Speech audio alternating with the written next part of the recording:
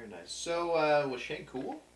Shane, well, yeah, he was cool in some ways. He let me stay at the wrestling school. I slept the first day. I took the train out to L.A. and then got to San Bernardino where the wrestling school was, and he let me crash in the ring, in the school on the ring. I slept on the ring.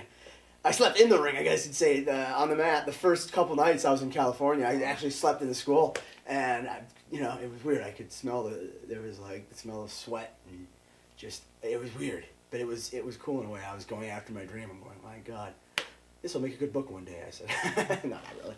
But Shane, he was cool. He was a wild man. He used to sniff nail polish remover. Yeah. Wow. Yeah, it's strong stuff. I'll tell you what.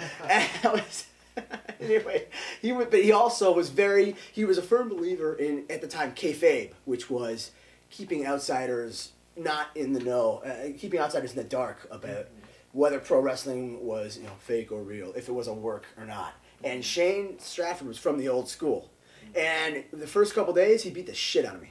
Wow. We would chop each other till we were bloody, and it was like he didn't quite give up the business. It wasn't like you walk in and he gave up the business. It was like you walk in, he's like, okay, you're going to know how to fall. Learn how to fall. Learn how to fall. Practice falling 200 times because you're going to get hit a lot.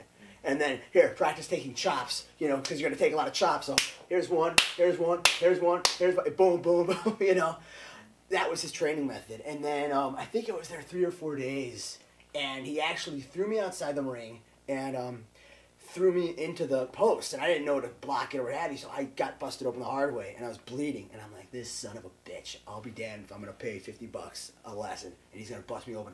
Charged into the ring, and I nailed him with a clothesline, and a few stiff chops and elbows, and I started beating, really going at it with him, and I clotheslined him, and I dropped him. Oh, the first night, a little funny story. The first night I was there, I fell asleep in the ring. I spent the night. I woke up to his leg landing on me, and he's like, it was in the morning. He woke me up with that, and he goes, "Never let your guard down in the ring." That was the first second day, or first or second day. Anyway, I paid him back for that. After the fourth day, I paid him back, and in the midst of my craziness, I nailed him and busted. He's like, "Oh yeah, pin me," and I did, and then he's like, and he got up and goes, "Welcome to the family." He used Carney, the language. He meant welcome to the family, and he had a lot of respect for pro. He gave a speech that pro wrestling was the greatest sport in the world, which I agree with, and to this day. And he mentioned, the definition, Webster's definition of a sport are two opponents, and he said basically in this case it's you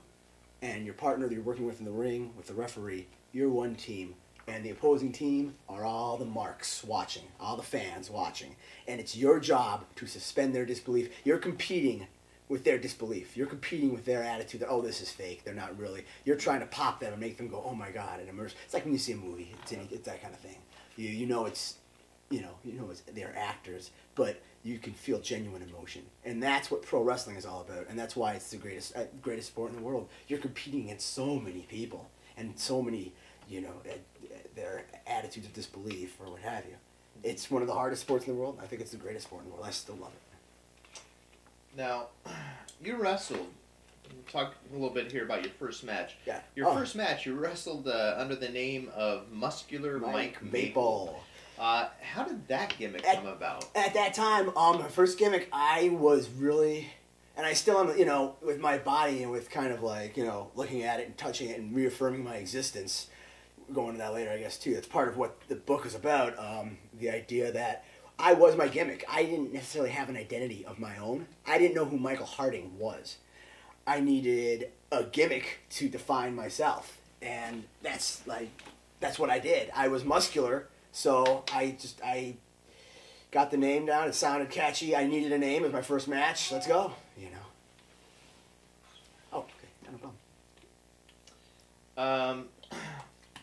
So, you mentioned that you were very muscular when you're wrestling under the Muscular Mike Maple name. Yeah. Now, is this when you started using steroids? Yes. Yes. This was the first time. All right. My fellow trainee, the guy's name was BJ, good guy, and we went down to Tijuana. Well, we were talking. I had hit a plateau with lifting. I had been lifting weights so long, you hit plateaus, and I had hit a plateau.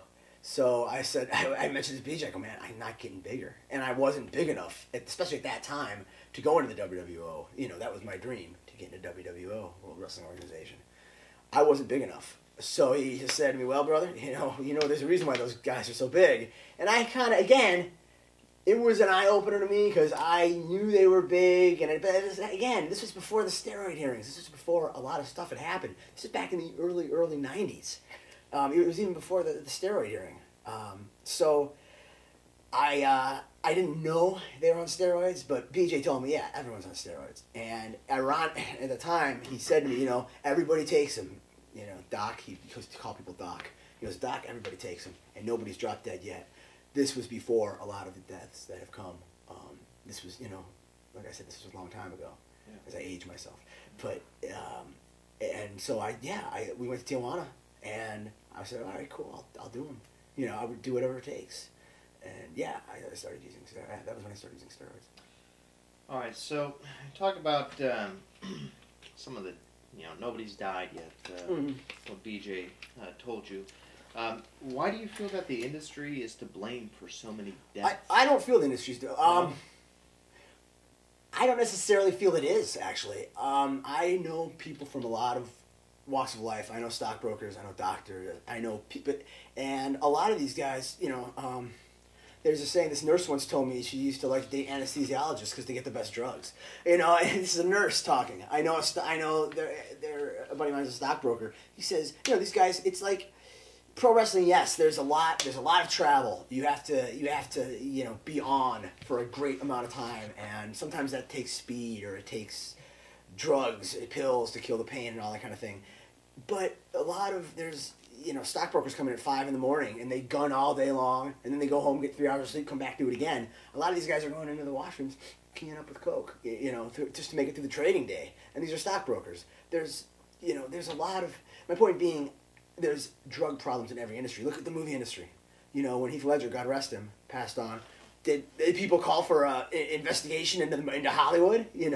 Was there a wellness policy instituted in Hollywood? No. It's not any.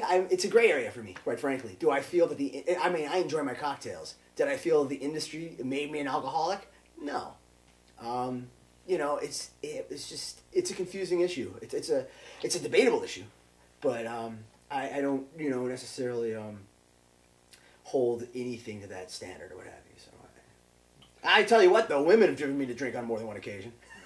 Shauna, definitely on more than one occasion. Yeah, we'll get to that. Okay, I'm sure we will.